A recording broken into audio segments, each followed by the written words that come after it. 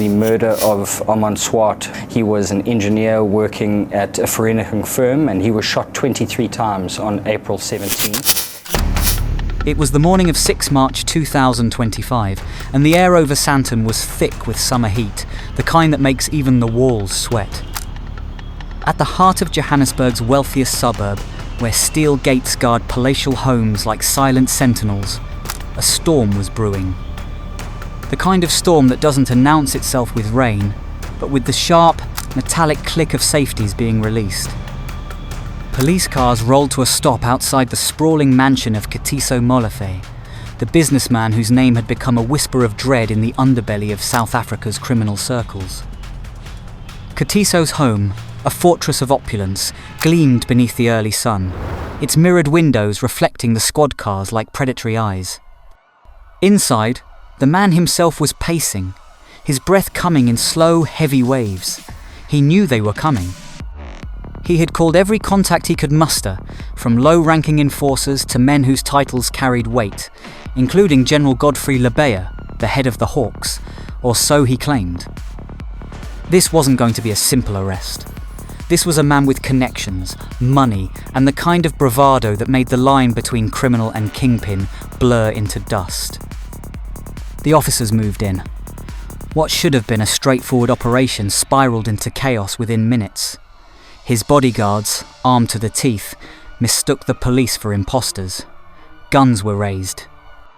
A breath away from bloodshed, the two forces stood frozen, fingers trembling on triggers. Above them, the whir of rotors cut through the tense silence. A helicopter from the Gauteng Traffic Department circled like a vulture. Katiso had called it in himself, claiming that fake police were prowling his property. The scene became a nightmare tableau of lawmen pointing weapons at lawmen, each side unsure who the real enemy was. Inside the walls of that Sandton mansion, it felt like the final act of a crime thriller. And maybe that's exactly what it was. Because the life of Katiso Molefe, now facing charges for the murder of engineer Armand Swart, reads like a dark, twisted screenplay.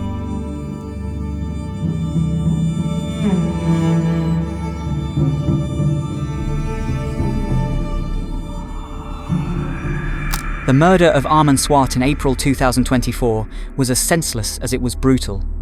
A father of two, Swart was gunned down outside his engineering firm in Vereniging, hit 23 times in a storm of bullets meant for someone else. He was never supposed to die that day. Police believe he was the victim of a botched hit, a mistaken identity in a web of greed, corruption, and corporate bloodlust. The root of the crime lay in something as ordinary as a spring, a piece of coiled steel no bigger than a finger. What made this scandal so shocking wasn't just the violence it spawned, but the sheer audacity of the numbers involved. Swart's company sold those simple springs for R3.20 each. By the time they reached Transnet's procurement books, they were being billed at R152 apiece. That is a staggering markup of over 4,600%. To put it in perspective, a shipment that should have cost about 25,000 rand ballooned to well over 1.2 million. It is the kind of corruption so grotesque that you don't even need to be an accountant to know something is horribly wrong. This wasn't an isolated scheme either. Transnet, one of South Africa's largest state-owned enterprises, has become infamous for being a feeding trough for fraudsters and crooked officials. During the state capture years, which stretched from about 2009 to 2018, Transnet was at the centre of some of the largest looting operations in South Africa's history. Billions of rands were siphoned through overinflated contracts, shell companies, and shadowy middlemen who knew how to manipulate the system. The Springs fraud fits the same pattern. Inflate a minor commodity into a gold mine, hide the money trail behind layers of contractors, and silence anyone who dares speak out.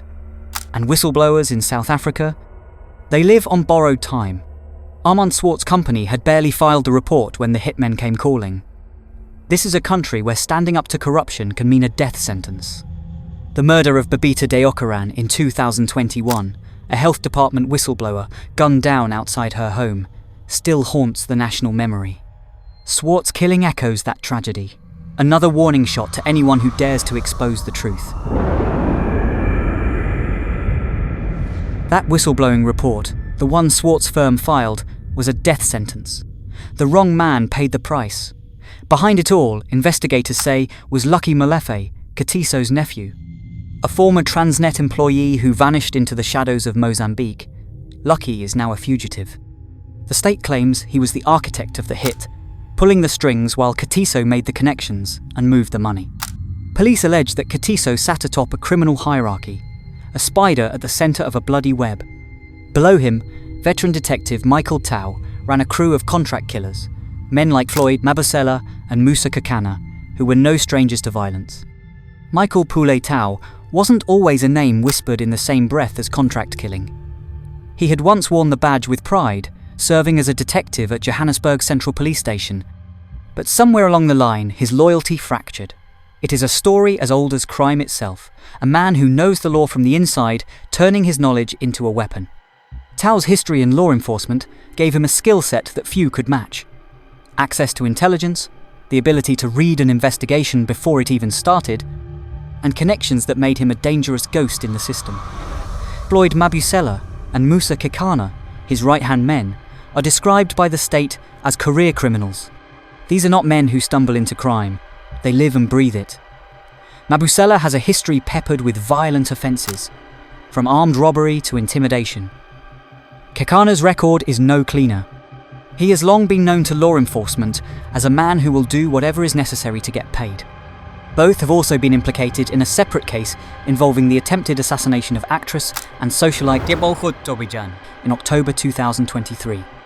The line between high society glamour and the underworld is thinner than most people think, and men like Mabusela and Kakana walk it with cold-blooded precision. Together, these three form the operational muscle of what investigators describe as an organised crime structure. This isn't a ragtag gang, it's a hierarchy that mimics military discipline. Tao allegedly answers to Katiso Molefe, whom he refers to with titles like boss or father.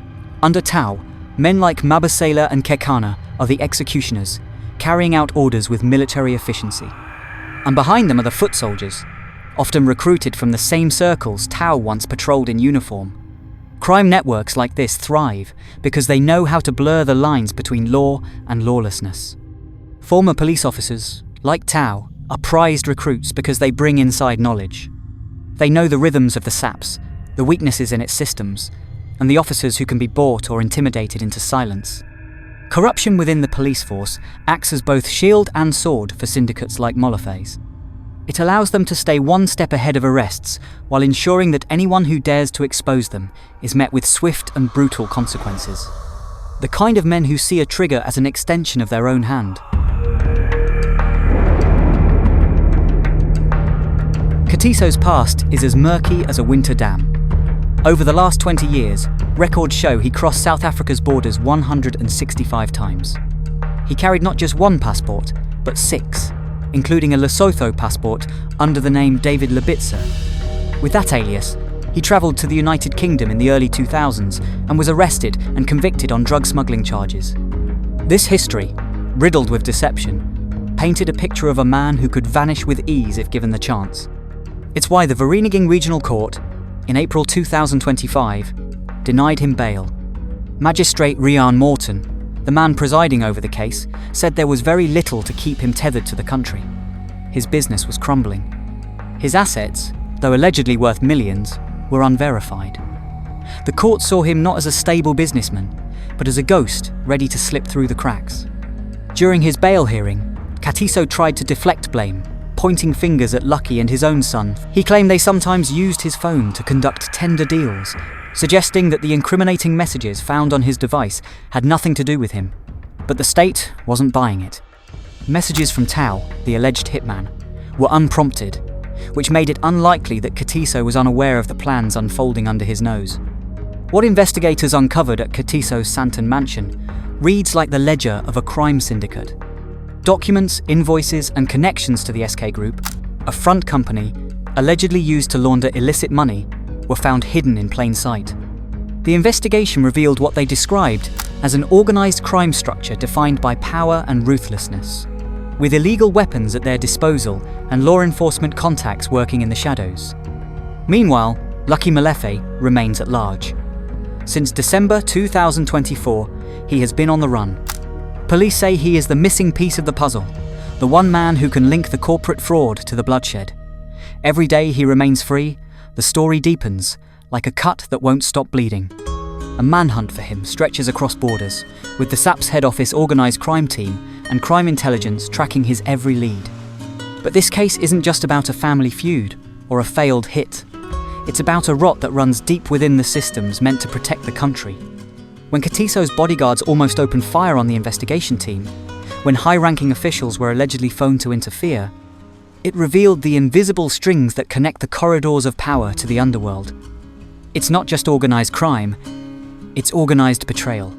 As August 2025 approaches, when Katiso and his co-accused will stand trial at the High Court in Palm Ridge, one question looms. How many other secrets will crawl out of the dark? And when they do, will they reveal just one man's greed, or an entire network of blood, money, and silence? In South Africa, to expose corruption is to play with death. Whistleblowers like Armand Swart often find themselves standing alone against giants, their only weapon the truth, and that is rarely enough. Babita Deokaran was gunned down for daring to speak out.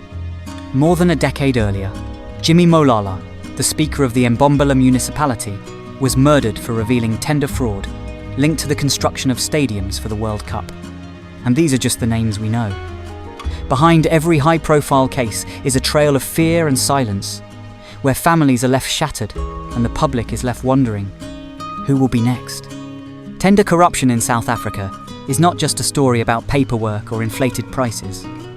It is a shadow economy built on greed and protected by violence. When billions of rands move through the hands of a few well-connected figures, the stakes are no longer about profit margins. They are about survival. Those who speak up, like Swart's company did, quickly discover that the system does not reward honesty. It buries it under layers of intimidation, legal trickery, and, too often, bullets. The Molefe saga is not just the tale of one family's descent into crime. It is a mirror held up to a country grappling with the rot of organised corruption.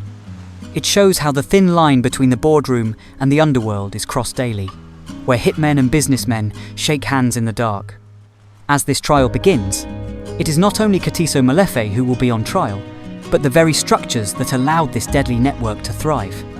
So, when the gavel strikes in Palm Ridge this August, will justice truly be served? Or will this just be another chapter in a long book of unsolved questions, silenced voices, and ghosts of those who dared to fight back?